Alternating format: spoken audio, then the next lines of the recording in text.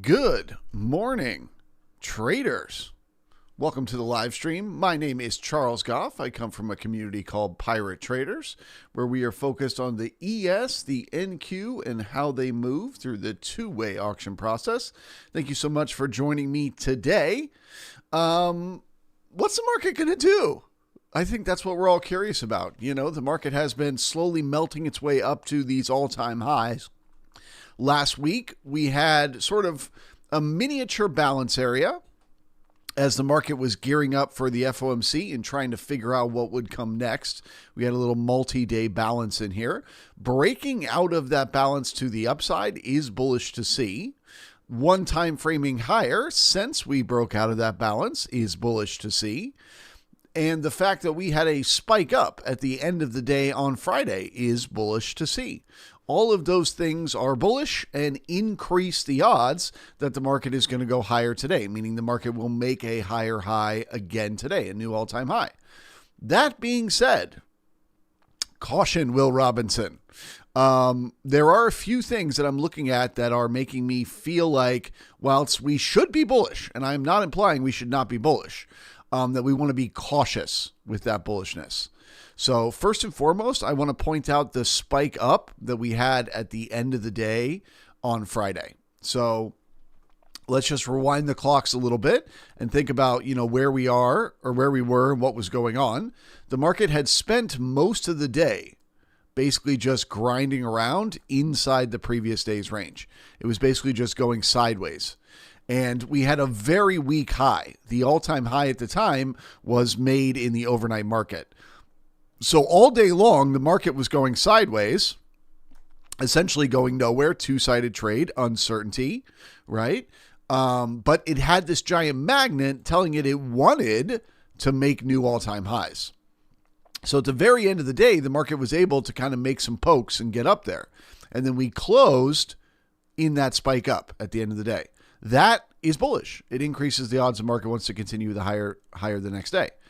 When you have a spike up like this, if the next day you open below that spike, so below where the spike started, which was 67.17, that is the least bullish scenario. So bearish would not be the right word. It doesn't mean the market is going to go down just because you open below the base of the spike. It just increases the odds that you may go sideways. It just decreases the odds that you're going to keep trending higher. Okay, if you open below the base of the spike. So that is the first sort of cautious thing that is catching my eye. Yes, we were able to make this move up and make new all-time highs on Friday. And yes, that is bullish in and of itself. But the way we got up there was by repairing weakness, right? It wasn't really, we had strong buying all day long that took us up there to close at the high. All day, it was uncertain. It was two-sided. And the little poke up at the end of the day, that was just to clean up that weakness, to clean up that all-time high. And the market succeeded. It did a great job. Look at that. It made a really good high at the end of the day on Friday. So that tells us we don't need to revisit this high. There's no more magnets up here. There's no reason the market has to go up. Okay? And since that was over, what did we do over the weekend? We turned the base of that spike into resistance. That became the resistance that stopped us from continuing higher. That is what it looks like when the market makes a short-term high, right? When the market goes as far as it's going to go, and then it turns around and starts coming back down. At the moment that you're making that high, it will start with a good high, and then it'll start to create resistance. So you turned what could have become support in here if we'd have stayed up here over the weekend, right?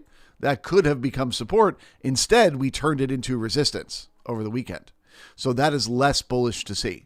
So we got some signals that the market is bullish and that it's going to go up today. We got some signals that it's less bullish. Are we getting any signals that it's bearish? Are we getting any signals that are telling us the market is going to tank lower today? No, we are not. Okay. If the market is going to go lower today, there is a process that it will go through. The first step in that process is it will get below this overnight low. It'll get below 66.96. Okay. Once it gets down there, it will turn that into resistance. If it gets below 96 and it turns it into resistance, then we can look for the market to come down and test Friday's low around 66.87. If we get below Friday's low, then the market is no longer one time framing on a daily basis. So that means the momentum up is likely over. If today we get below Friday's low without first testing Friday's high, it would be a different scenario if we got up to the high first. But if we just open and we go to the low without testing the high, there's a very good chance this is a short-term swing high. And that probably we're going to spend a few days, maybe even a few weeks going sideways or pulling back. Okay? That is if we get below yesterday's low, below Friday's low today. As long as we're above it, as long as we stay above 87, we're still bullish. And we should assume we're going to keep making all-time highs. Maybe for the next few days, maybe for the next few weeks. But right now, it is bullish. And the only thing that takes away that bullishness is getting below Friday's low. Okay? Now, let's say we push below the overnight low, we get resistance. We push below Friday's low, we get resistance there as well. Well, now we really are bearish. Now we're looking for a larger pullback with price. The next target to the downside is the low from Thursday at 66.70. Okay? So we don't even get bearish today at all unless we get new selling below 66.87. Prior to that, we should be bullish. Now, does that mean that it's going to go in a straight line up? No, it is not. What has it done all weekend long? It has just chopped. It's just gone sideways inside Friday's range. So that is what we should assume the market is going to do this morning. It's going to open and it's going to go sideways inside Friday's range. Okay? Once it picks a direction, if that direction is down, we start to get bearish. If that direction is up, we start to get bullish. So how do we choose where to pick that direction? Well, we got to draw what we call a chop zone. So there's two different ways you could draw a chop zone this morning. If you wanted to be extra conservative, you could say from the overnight high, so from 67.26 down to the overnight low, 66.96. Okay? That's a roughly 30-point move. So you could say, that I'm not going to mess with the market inside that range. Okay? If you wanted to be able to get in trades a little sooner, you could just use this node right here. You can see we got this 45-degree angle right here. We got this large node of time and volume right here. And then we got another one down here, large node of time and volume. So if you wanted to, you could say basically 6,700 to 6,717. That's a much tighter range. So you wouldn't have to wait around as long. And you could say that is your chop zone.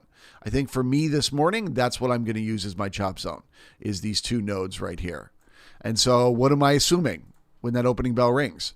As we push into the upper node, we're going to get resistance and then turn around and come back down. As we push into the lower node, we're going to find support and turn around and come back up. And as long as we're grinding between those two nodes, I'm not going to try to force any trades. Okay? Because I really don't know while we're in between those two nodes if we are going to break higher, which is the higher probability, or that we're going to fail and start to pull back, which is less likely, but still possible, right? So I got to just let them chop, let them grind inside that range. Once we start to get above 17, if we get new buying, then I'm bullish to go make new all-time highs. Once we get below 6,700, if we get new selling, I'm bearish to pull back and test yesterday's low. But in the middle, Charles, don't diddle. I'm not going to be messing with it inside that chop zone. I'm going to let them chop it up. And they may spend an entire hour going up and down and up and down and up and down and up and down and try to squeeze everyone. But the bigger play today is either we continue the momentum and we make new all-time highs, or we fail and we get below yesterday's low. One of those two things is going to be the better opportunity. We will not know which of those two things is happening as long as we're inside that chop zone. Any questions on any of that from the chat?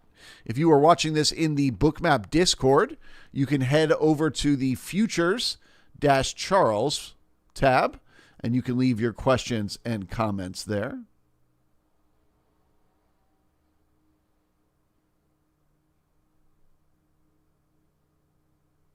Good morning to Trader in the Discord. Welcome, welcome. Rich is here. Jay in the house.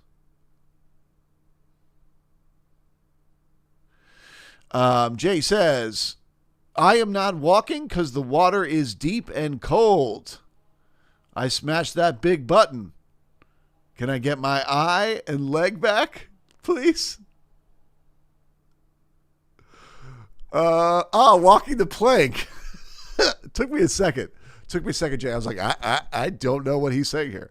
Yes. If you don't smash the leg, you must walk the plank. So thank you, Jay, for smashing that thumbs up button so as to protect yourself from having to swim in the murky, cold waters. I went swimming in the ocean this weekend, and it was fantastic. Side note. Good morning to Mark Nugent. He says, is that Quant Tower on the left side? So that is Window Trader is the name of that market profile software. But I have heard good things about Quant Tower's market profile. I've heard that it's pretty good. So if you have Quant Tower and you're able to program it to look like this, then you're set.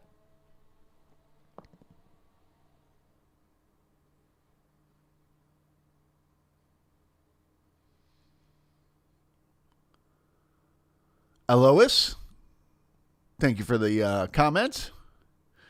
Mr. Knife Art is here. Been a while. Good to see you. Trevor in the house. Good morning to you. So normally on a Monday, we're doing the top-down approach, right? We're starting by looking at the, monthly candles.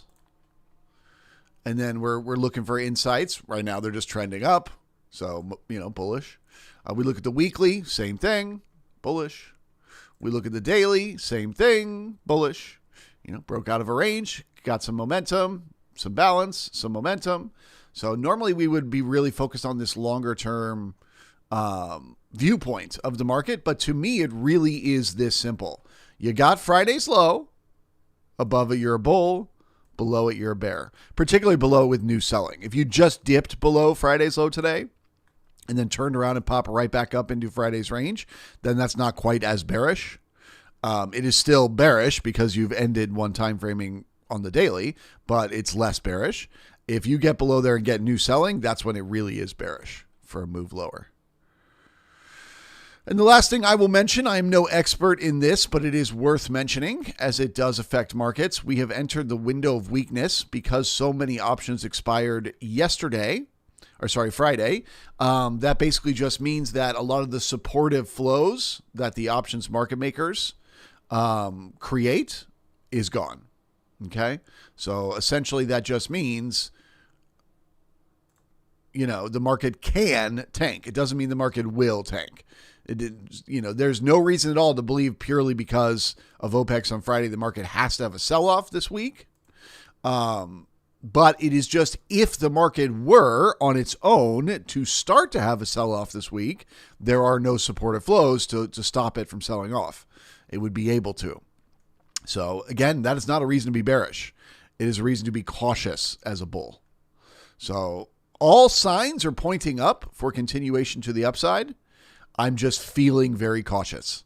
That is all. I'm just feeling like this could have been the high that we made on Friday.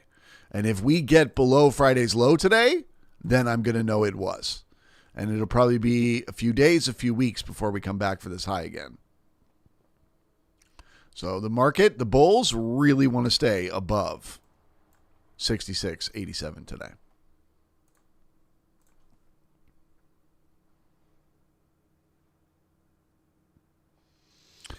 Dan says, English-speaking community. He has classified the Futures-Charles Dab as English-speaking. Fair enough. That's the only language I speak. So I will not be able to answer questions if you put them in another language. It won't be long, though. Mark my words. It won't be long before you'll be able to watch live streams on YouTube and you'll be able to listen in whatever language you want. I give it less than 1 year and we'll be there. The AI will even be able to fake my tone of voice. It won't be like, Charles is saying that the market is bullish as long as you stay above 6687. You know, it won't be like that. It'll be smooth and soft and silky. Like the market remains bullish as long as we're above 6687. So that'll be fun.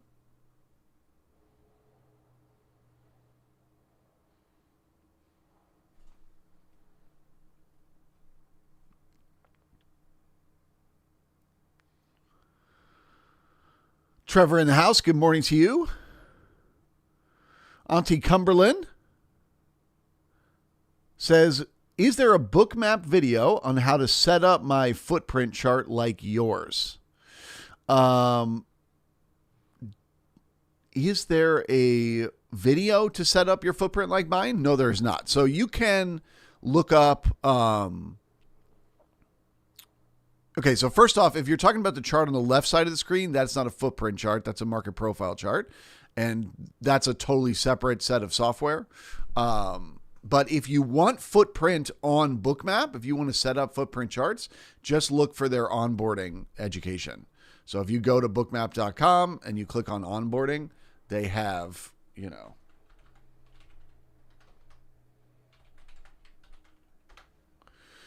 anything inside the education tab on Bookmap is going to give you everything you need.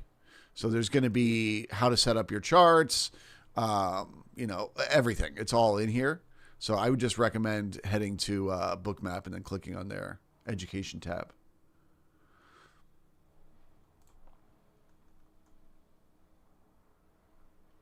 But if you want to make your chart look like mine, this one over here on the left side of the screen, it's just Window Trader is the name of the software.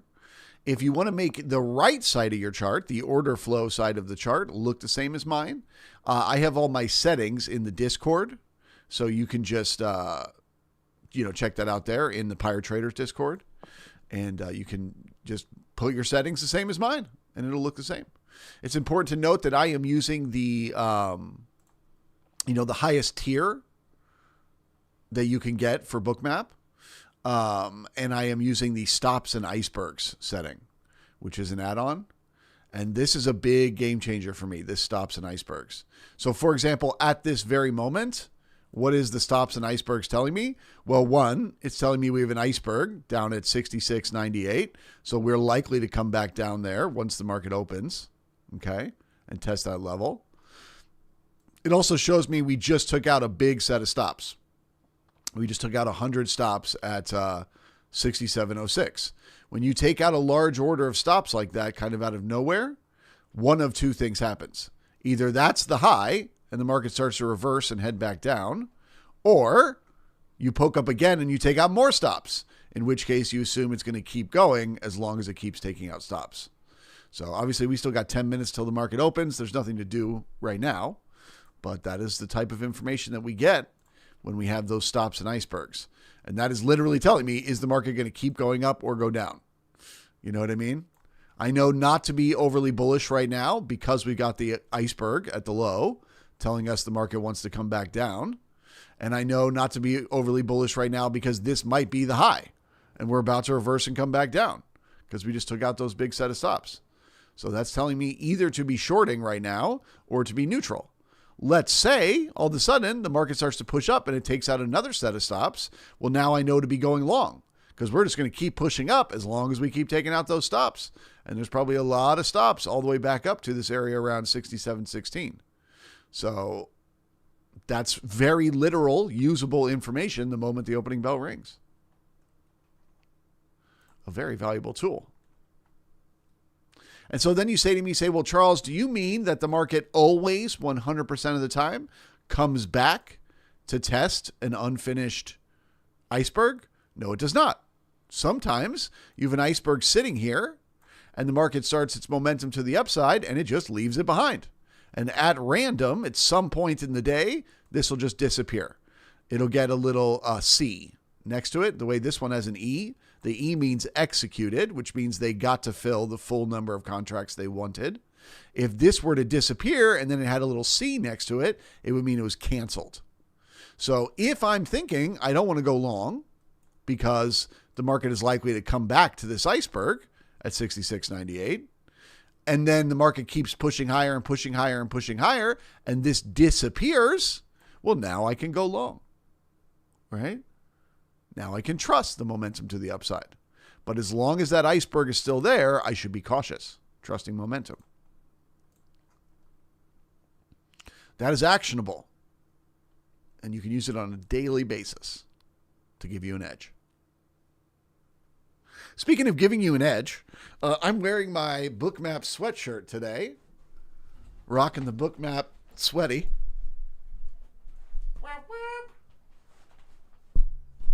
Which we're going to find out if it brings good luck. If I crush it today in my trading, I'll let you guys know. And then you'll want to pick up one of these sweatshirts so that you too can have the good luck. But I don't know yet if it's good luck. I got to wear it today. And basically my performance today will decide the future of every sweatshirt ever purchased by anyone through Bookmap. But it is very comfortable. I'm very happy with it. And I am interested in seeing if I wear it around town, does anyone ever stop me and say, hey, you're a trader? Me too. Maybe we can have a chat. Maybe I can make a friend. Who knows?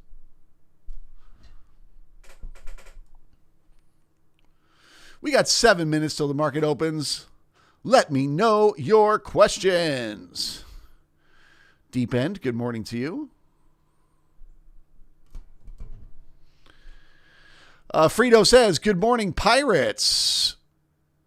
Nice to be all together again. And the fine folks at Window Trader did their best last week to keep most of us out. Not sure why they did that. I'm not sure what you're talking about with Window Trader. But anyway, I'm happy that we're all here together, Frito, and happy to have you here. Speaking of which, last week we talked about the fact that whoever, had the most activity in the Discord was going to be the one that I was going to give a free lifetime membership to the Pirate Traders Brigade. And Frito, you're in the running. There are 3 people in the running right now. It is Frito, Malcolm, and Hudat, I believe is the third one. Yeah, Hudat. Those are the 3 that I'm looking at. I haven't made a decision yet, but one of the 3 of you is getting a free lifetime membership to the brigade. And I'll be looking at that this afternoon and DMing you if you're the winner.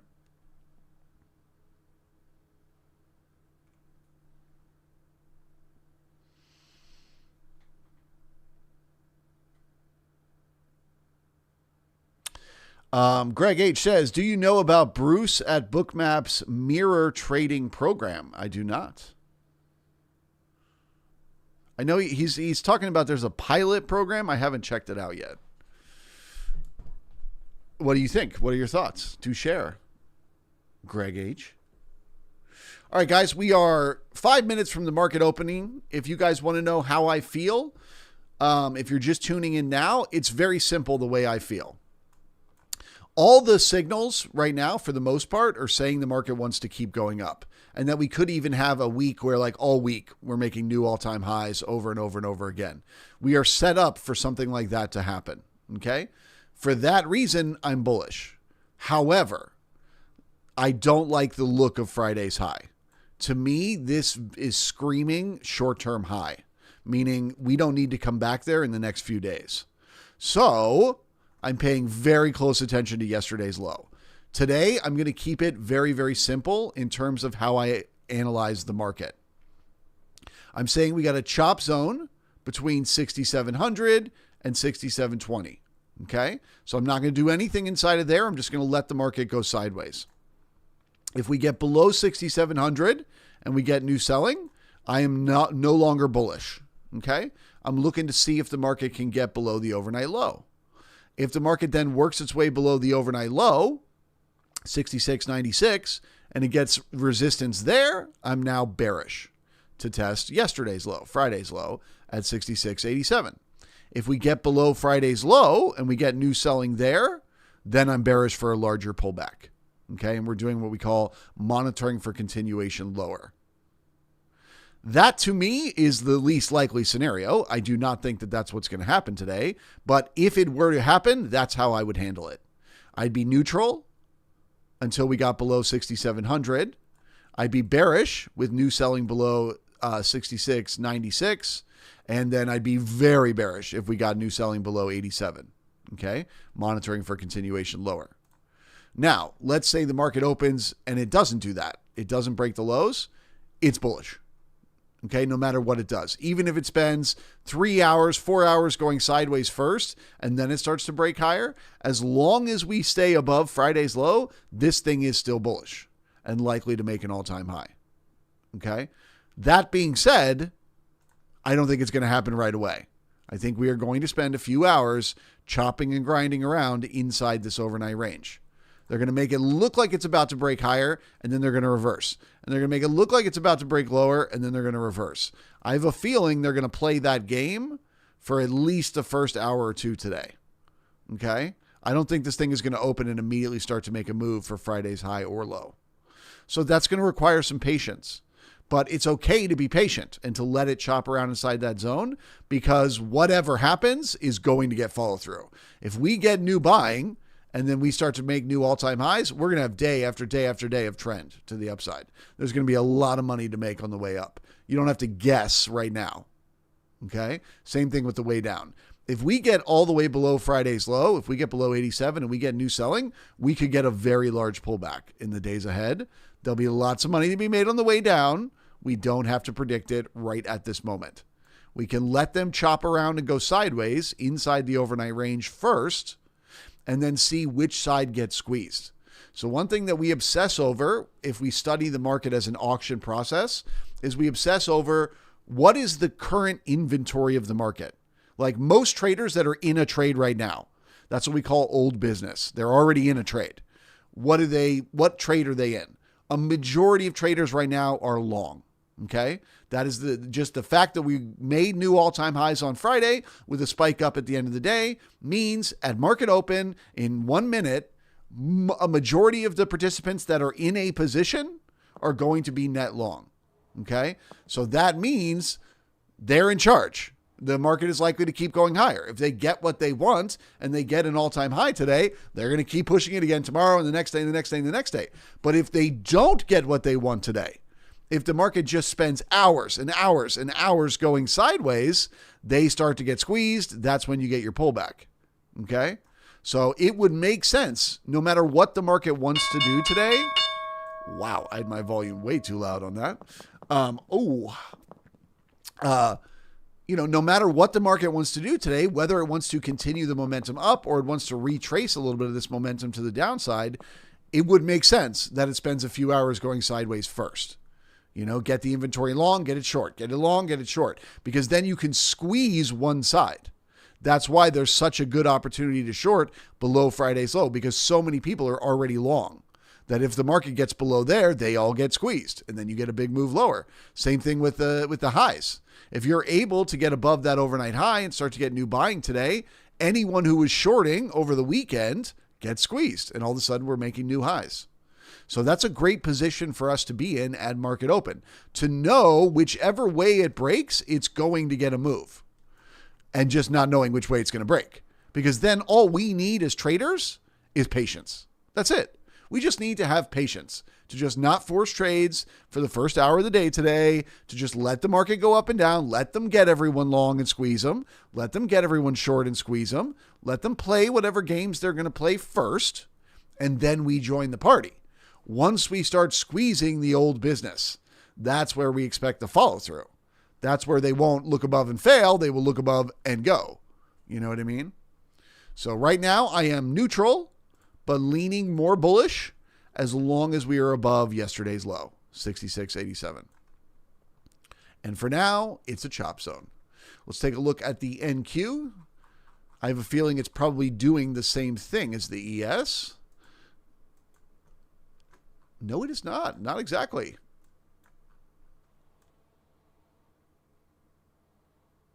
Okay. So the NQ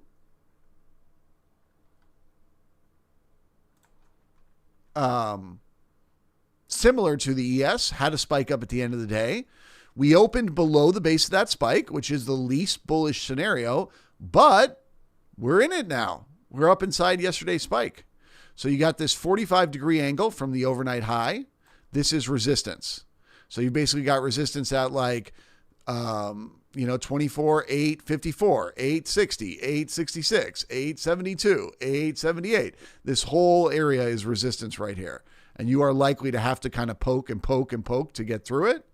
But if you get through the resistance, that is bullish. Also, the more time and the more volume you bring in inside the spike from Friday, so above, 840, the more time and volume you bring in up there, the more likely the market is to go higher today. So you expect you're going to chop and grind and poke, but the more time and the more volume up here, the more likely you are to continue those all-time highs. So, this morning I said I described myself as 65% bullish on the ES, 35% bearish. I would actually say I'm closer to like 70% bullish on the NQ, only 30% bearish. And this is the moment of truth. Can they get through the resistance? Can they stay inside that spike up from Friday? If they can, we'll get bullish.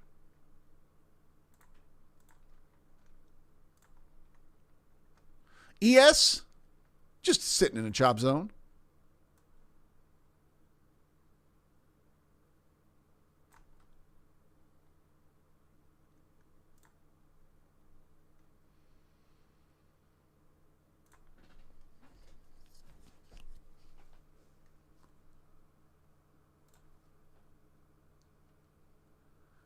Also, it is worth noting that today's opening price was just a few points off of yesterday's opening price. That is something that we often see when the market is pinned. So I'm not saying we are pinned right now, but that is just a first, catching of that piece of data. It is worth noting. When you open almost identical same price 2 days in a row, it is often bots that are making it work like that.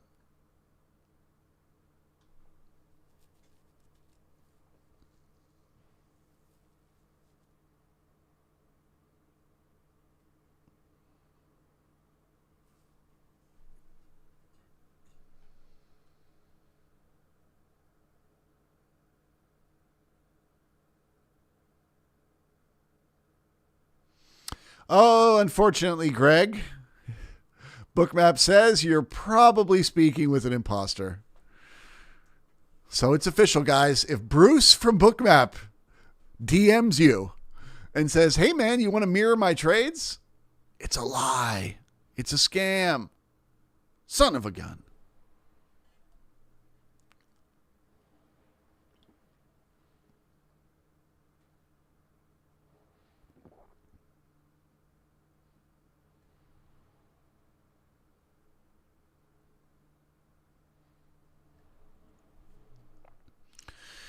Chopping broccoli.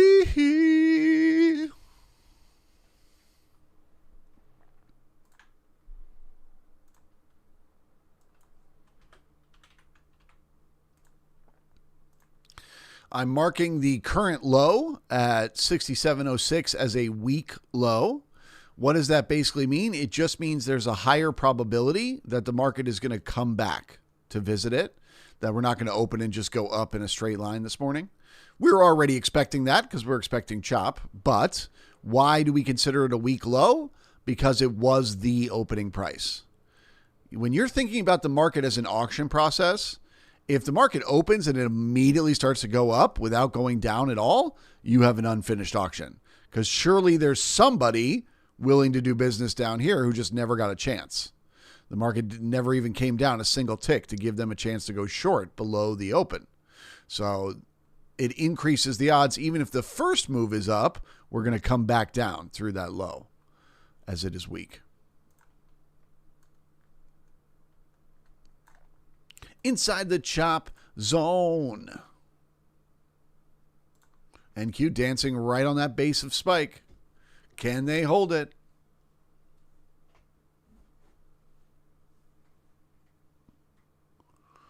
Jay says that someone from the Fed said, I see little reason for rate cuts further for now. Well, we'll have to wait and see. If there's one thing you can count on, it's that you cannot count on a single thing anyone from the Fed says until it's in the actual minutes, because they love to talk and talk and talk, and markets love to react, and a lot of it means nothing.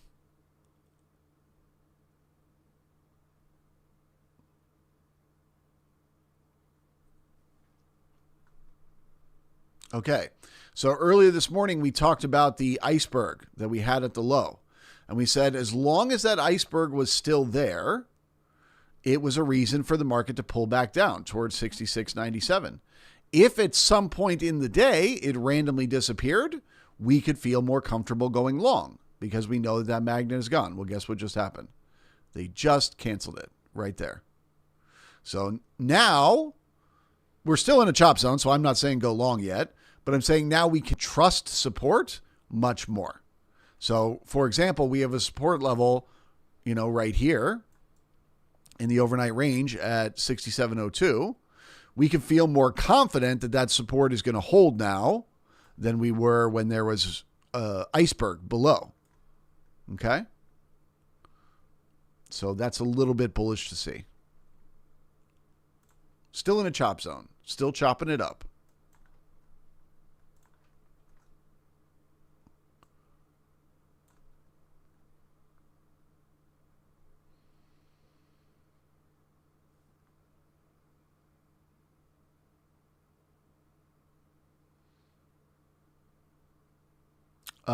Nugent says, so you mean a tail represents an unfinished auction?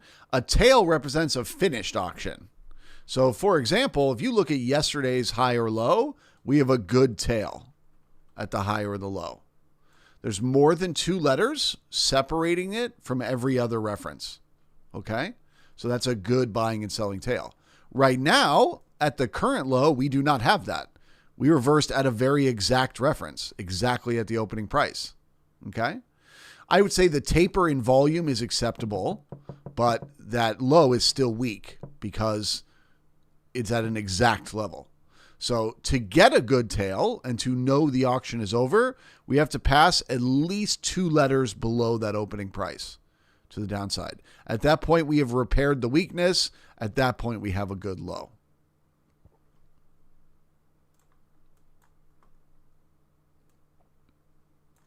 And it looks like we're going to do that right now.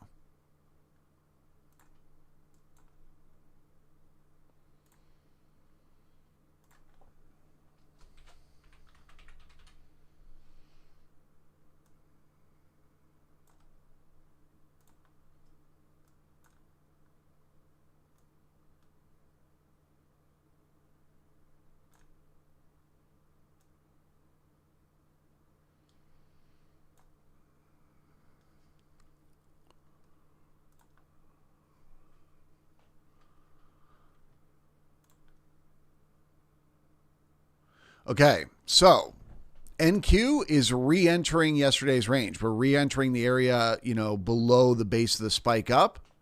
So that is less bullish to see. It is bullish that the market was able to work its way up there and spend time and bring in volume. But look at where it got resistance. Look at where it ran out of steam and it came back down. Right in that 45-degree angle from the overnight. Okay? So that just goes to show you, even if the NQ wants to go higher today, which it could, it's going to have to do a lot of poking to get there. They're going to have to poke and poke and poke and poke to get through that now resistance of the overnight high. So the fact that we could not hold the base of the spike up isn't necessarily bearish, like the market's going to go lower today, but it is a sign that we should not be bullish yet. That they're still chopping. They're still trying to squeeze people long and short in both markets. As we like to say, the chop will continue until morale improves.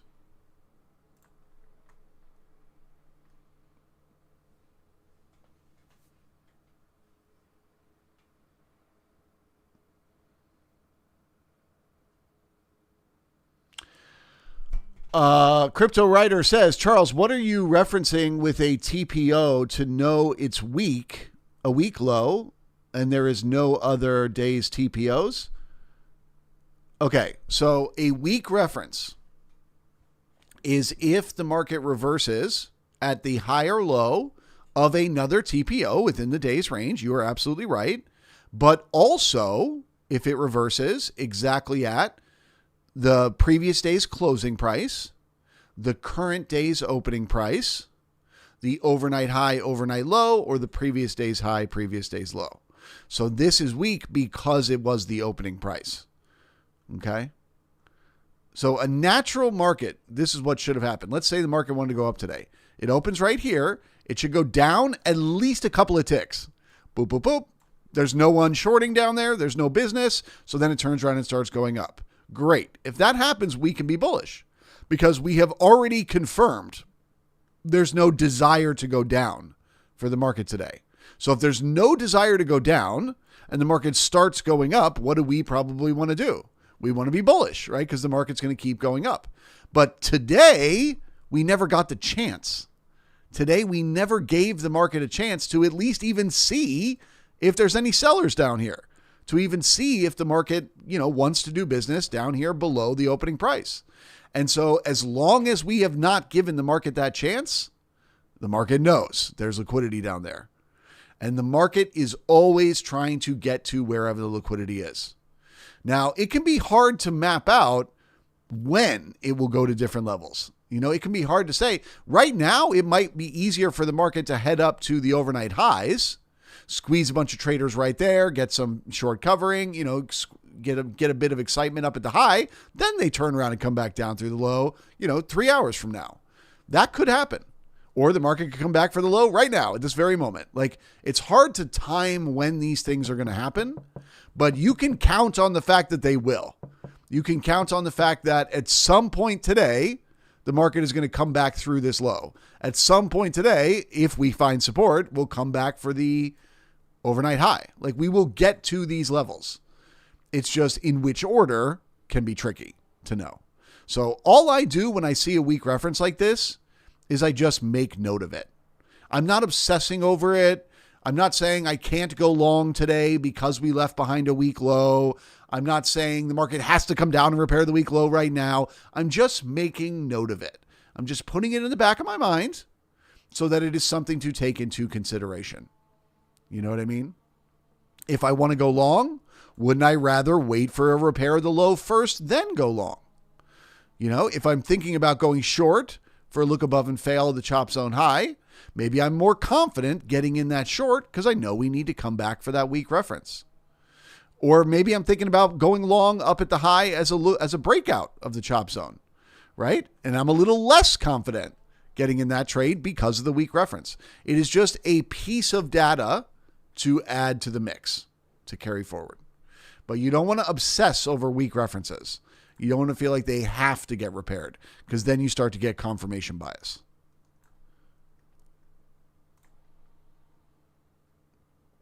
Inside the chop zone.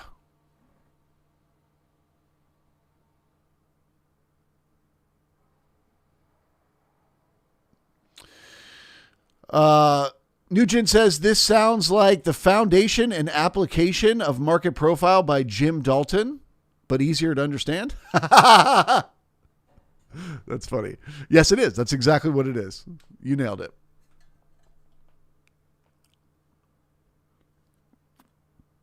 The way to describe what Jim Dalton teaches is he teaches reading the market as an auction process.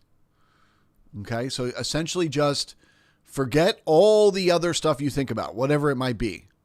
Okay, whatever information you use to make decisions for trades, the way we do it is we simply ask the question, at this moment, are there more buyers or sellers? Can we answer that question?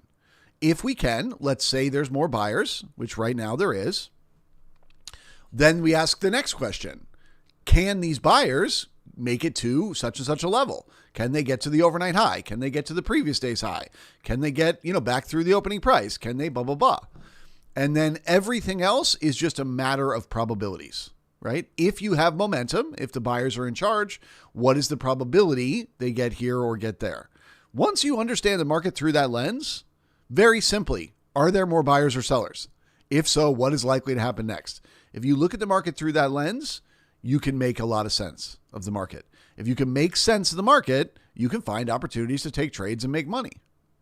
But if you're just randomly taking trades, you have no clue whether the market is going to go up or down next. You have no idea of what's going on, who's in charge. Well, then you're gambling. And so the auction process is our edge. It's what lets us make sense of the random market moves in a way that allows for profitable trading.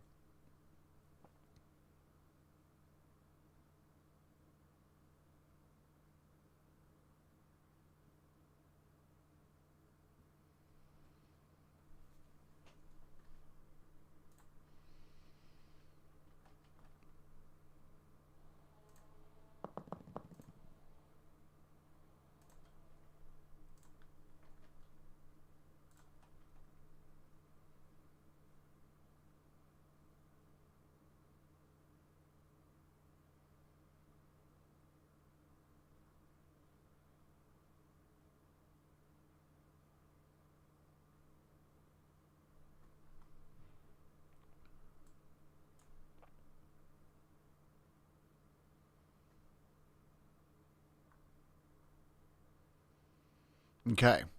So if we look at the liquidity at 67.15 above price, as they have been adding more and more liquidity, as it has begun to get darker and darker, what is price doing? It is working its way up towards that node of liquidity. So right now, 67.15 is a magnet that's pulling on price to get to it. So that means one of two things is going to happen when we get there. Either these orders are actually going to fill, in which case it'll be resistance and the market will pull back down, or they'll spoof. They'll disappear instantly, in which case the market can just pop right through that level. Let's see what happens. Do we get resistance and a push back down to the opening price, or does that disappear? In which case the market, tries to make a move to break out of the chop zone.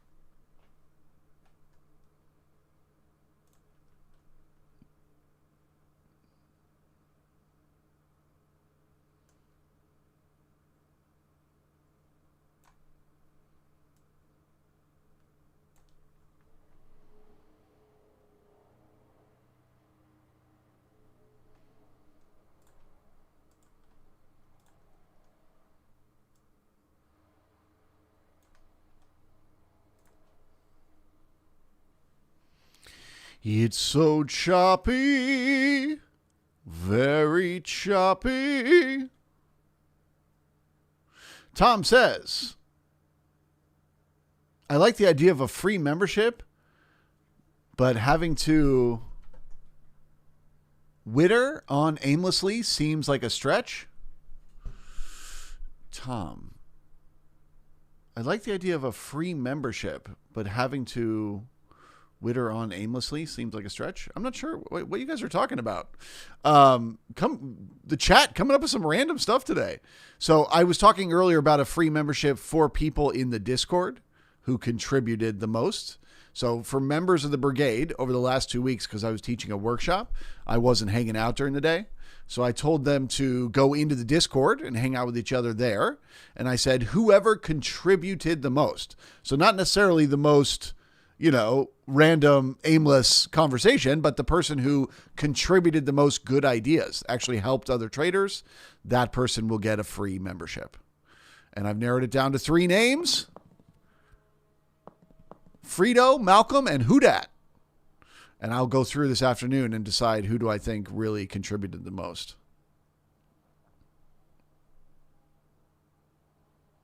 The idea behind the Pirate Traders Brigade is that it is meant to be a community.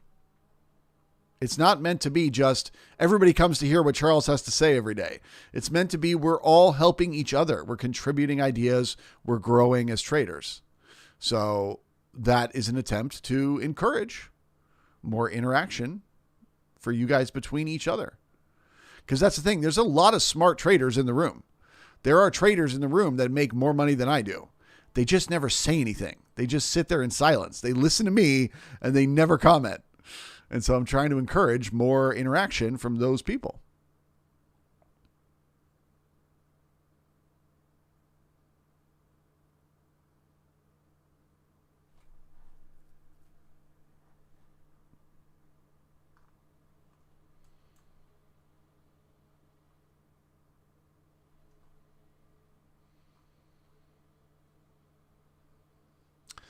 Well, they actually let those orders fill. So that is resistance.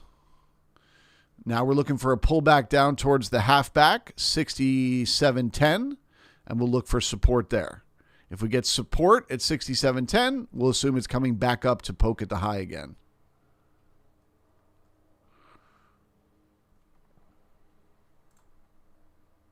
We're also now watching the ticks. So when the ticks opened this morning, they were way oversold. They were able to get back to the zero line. So now if the ticks can stay above the zero line, it's a sign the momentum up will continue.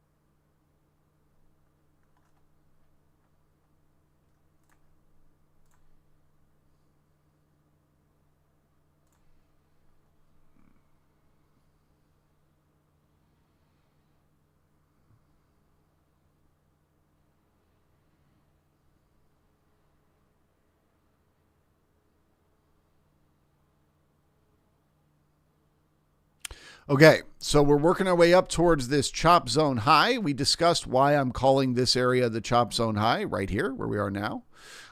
This is the area where, to me, we can start to squeeze old business.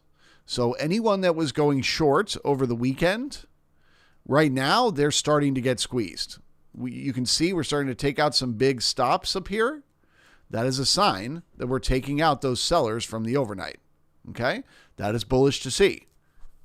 The first step in any big move to the upside is shorts covering, right? You squeeze the sellers. Then you bring in buyers. You can either bring in FOMO buyers at the high and keep it going immediately, or you can dip and bring in dip buyers. As of now, as of this moment, my assumption is we're going to dip with price to bring in those dip buyers. So what am I looking for? Well, first things first, I'm looking for a look above and fail of the chop zone high. So I'm looking for the market to get above this yellow box, but then pull back in again. If we pull back in, the more time and the more volume, which is, by the way, what's happening right this second, the more time and the more volume you bring in, the more likely you are to pull back down. So we know the buyers are in control. We know they want to take the market higher. What we're asking ourselves now is, are they going to do it right now, or are they going to do it in a few hours? Whether or not we can stay up here at the chop zone high will tell us. The more time and the more volume up here, the more likely we're going to make the move right now. And if we cannot spend time and bring up volume, we're coming back for the opening price. So this is the attempt to break out of the chop zone. Can the buyers do it?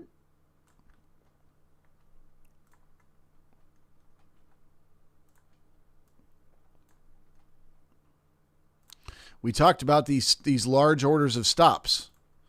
If you see that the market is poking up and then it's taking out a large order of stops, and then it pokes up again and it takes out another large order of stops, you should assume it's going to keep poking up. It'll keep poking up until it doesn't take out a large order of stops. Well, what just happened with the high that we just created? No stops. So that means we're probably going to need to pull back down again. But let's give them a minute and see if the buyers can step in up here.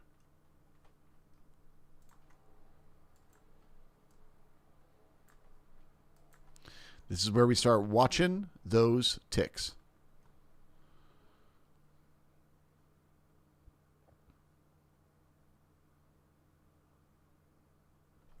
If from this moment right now, the ticks start to push lower, it's a sign of a look above and fail.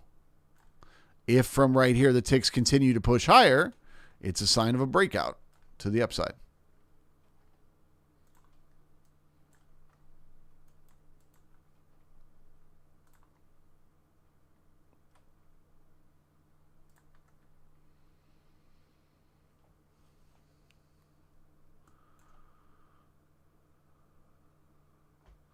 I'm also looking for changes in the order flow. So what, when we're talking about the liquidity at various different levels on the chart, what has the market been doing since 9:30 this morning with that liquidity? And how has it reacted? You know what I mean? First, we put a bunch of liquidity below price and that scared price away.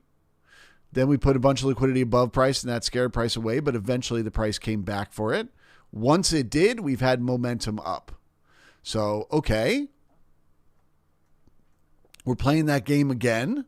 We're piling it on above. Will it scare price away again, like it did in here?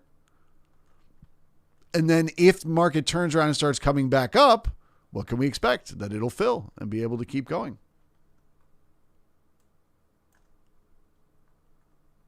So I would say order flow is pointing to a breakout of the chop zone to the upside.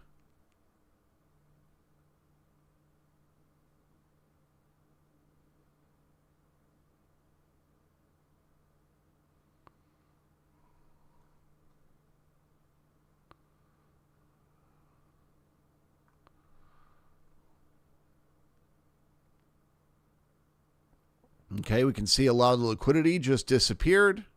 See that line where things just start to get darker? That must mean there's some news dropping at 10 a.m. So we expect a little bit of volatility here just because that news is going to come out in less than a minute. We want to wait until the liquidity returns before we trust the support or resistance. Okay, there's 10 a.m. Here's where we look for that volatility.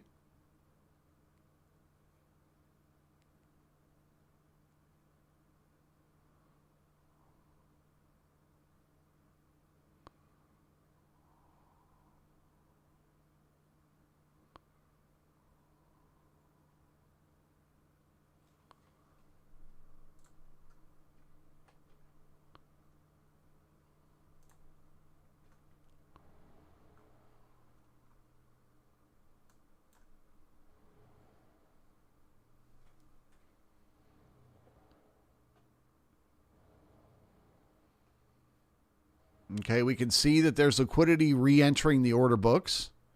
So now we can start to trust if something becomes support or resistance.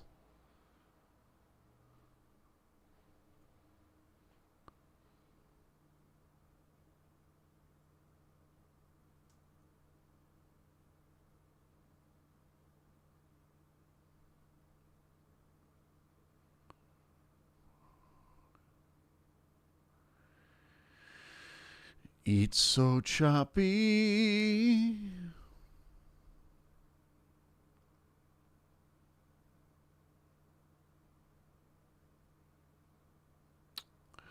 Nugent says, breaking 14 and this going to fall temporarily? What about short covering? I'm quite new to market profile and TPO. So basically ask yourself this question every minute of every day. How did the market get to where it currently is, right? Who were the participants? Was it regular trading hours traders? Was it overnight traders? Was it strong hands? Was it weak hands? You may not understand how to differentiate those right now, but just hear me out. Is it weak hands or is it strong hands? And then at what levels are they likely to change their mind and start doing something else? So at the end of the day on Friday, the market changed its mind and it started making this big move to the upside. It had been going sideways all day. And then at the very end of the day, it was like, nope, we want to go higher. We want to make new all-time highs. It changed its mind. Okay. So that's the area that's important to us. Well, then if we look at the overnight range, so from Friday's close, all weekend long, what did the market do? Well, it turned that into resistance and it tested lower prices. It went back down. Okay. So at the close on Friday, a majority of the inventory was net long. It was buyers that were in the market. At the open this morning, purely talking about the weekend traders, which is their own group. They're different than regular trading hours traders. Just that weekend inventory was net short, right? Because we opened much lower today than we closed on Friday. So the overnight inventory was net short. So then you start to say to yourself, okay, where do you squeeze the buyers from Friday? Where do you lose buyers? And they go, fuck this, I don't want to be long anymore. Well, you might lose them in here, right? If the market is below there, you might lose them because they could get stopped out right there. That's where they entered at the end of the day. But then also the major level is going to be yesterday's low. You know for a fact, if the market gets below yesterday's low today, every single person that was long from Friday is going to leave. They're going to exit their trade. So that's where your big set of stops is right there. Okay. So that's your Friday longs. So as long as we're above there, we're still bullish. Okay. Well, what about the overnight shorts? What about the sellers that stepped in the overnight? Well, their major resistance level is right in here. So as long as we're below it, they won't get squeezed. But what happens if we start to get above it, which is, by the way, what it looks like is happening right now, the breakout of balance? What happens to all those sellers from the overnight? Well, then they get squeezed. The shorts exit the market. That's short covering. And you'll see it because you'll get large numbers of stops getting taken out. That's a sign, obviously, in a literal way of shorts being taken out. But then also you'll see it in a change in tempo. You'll be grinding like we're grinding right now, grinding and grinding and grinding. And then all of a sudden it'll just be like, boop, and it'll just pop like 2 or 3 points higher. And then it'll go boop, and then it'll go boop, and then it'll go boop. And those little boop, boop, boop, boop, boop, those little pops up, pop, pop, pop, pop. That is short covering.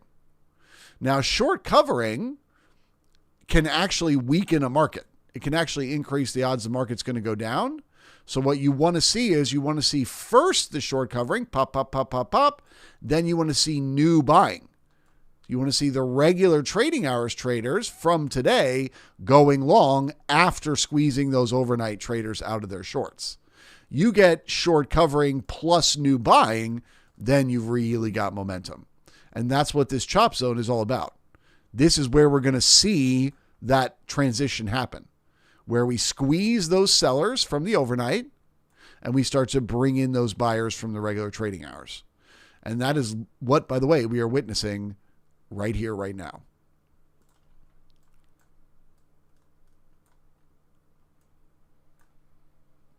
Right here, right now.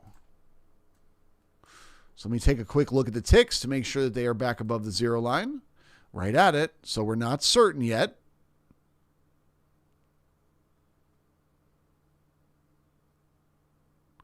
But it's beginning to look like a breakout, which would lead to new all-time highs. Can the buyers hold it here? Can they make the sellers fear? And then they squeeze up high.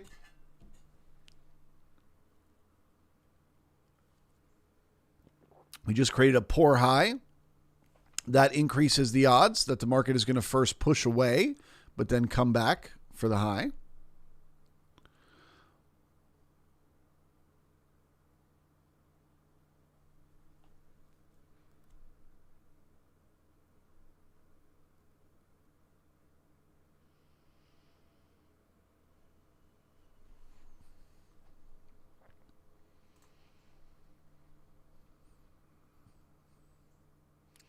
What I'd love to see now is a big set of stops get taken out. There it is, my dudes. Okay, so now this is bullish.